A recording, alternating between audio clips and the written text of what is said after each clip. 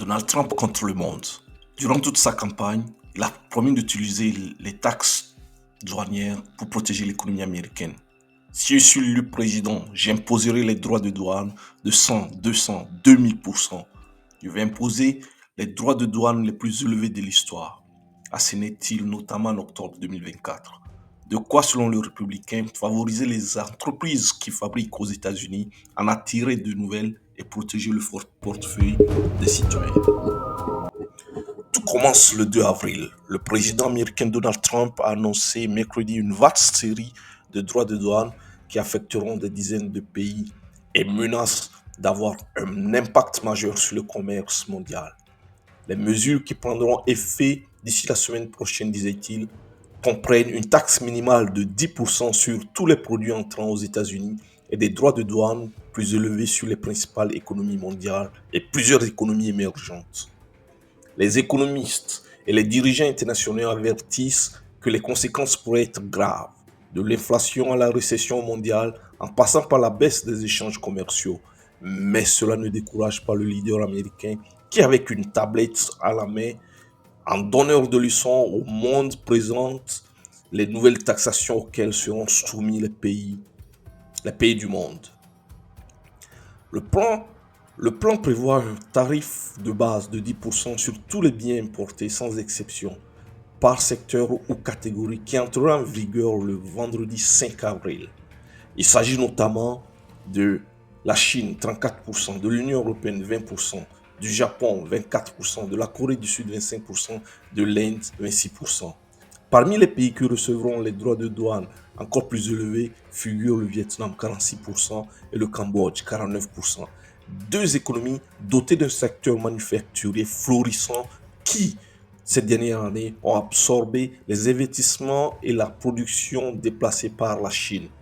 Le président a justifié sa décision en déclarant que pendant plus de 5 décennies, les États-Unis ont été pillés, spoliés par les pays du monde entier, qu'ils soient alliés ou rivaux.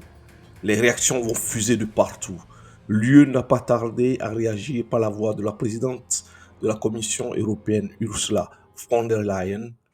Elle a déclaré que l'Europe est prête à réagir et qu'elle défendra toujours ses intérêts et ses valeurs et se tient prête à la négociation tout comme à la confrontation. Dans une guerre commerciale, personne ne gagne et le protectionnisme n'a pas d'issue, a déclaré le ministre chinois du Commerce, le pays auquel M. Trump a imposé la plus grande punition. L'agence gouvernementale chinoise a prévenu dans un communiqué que la Chine prendra des contre-mesures fermes pour sauvegarder ses droits et ses intérêts. Pour sa part, le Premier ministre canadien Mark Carney, malgré l'exemption de son pays de la nouvelle série de droits de douane, a adopté un ton ferme et promis des contre-mesures. Au Royaume-Uni, la Confédération de l'industrie britannique a qualifié l'annonce de très inquiétante pour les entreprises et les chambres de commerce britanniques ont mis en garde contre une éventuelle baisse de la demande et une hausse des prix.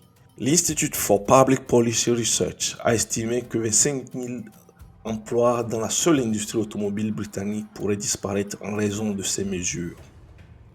Les conséquences. Vendredi 4 avril, Wall Street a dégringolé de près de 6% à la clôture. Sur 2 jours, la place financière américaine a effacé plus de 6 000 milliards de dollars de valorisation boursière. Les séances en Asie et en Europe avaient aussi auparavant tourné à la débâcle, signe que les investisseurs redoutent l'impact de l'économie mondiale. Les cours du pétrole ont reculé d'environ 7%. Le premier des effets attendus est une augmentation généralisée des prix pour les consommateurs américains sur des articles tels que les véhicules, les vêtements, les appareils électroménagers, les bicyclettes, les vins et les spiritueux. Mais l'histoire ne s'arrête pas là. Le mercredi 9 avril, le revirement. Donald Trump a annoncé suspendre pour 90 jours les taxes douanières dites réciproques pour des dizaines d'États ouverts à la négociation, dont ceux de l'Union européenne. En revanche, la surenchère n'en finit pas dans la guerre commerciale entre les États-Unis et la Chine. Dans un message posté sur son réseau Truth Social, le chef d'État américain a justifié cette pause par l'attitude supposément constructive des pays frappés par les nouveaux droits de douane. Le bras de fer s'installe entre les États-Unis et la Chine alors. Le revirement de Trump a provoqué un énorme soulagement sur les marchés financiers, notent plusieurs économistes. La bourse de New York s'est envolée et à la clôture, le Dow Jones bondissait de plus de 7,87%. Et l'indice élargi S&P 500 de 9,52%. Le Nasdaq dépassait même la barre des 12,16% de hausse.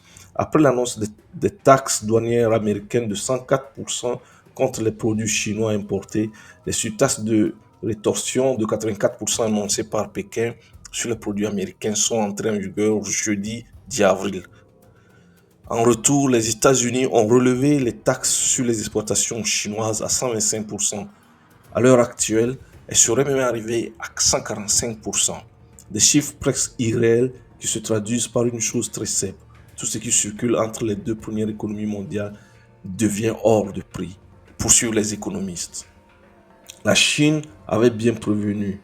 Elle est prête à aller jusqu'au bout dans la bataille commerciale avec l'Amérique. Vendredi 11 avril, les bourses asiatiques ouvrent en baisse face à cette taxe de 145% imposée à la Chine. Jusqu'où ces deux puissances sont-elles prêtes à aller? Et la Russie, de quel côté se placera-t-elle?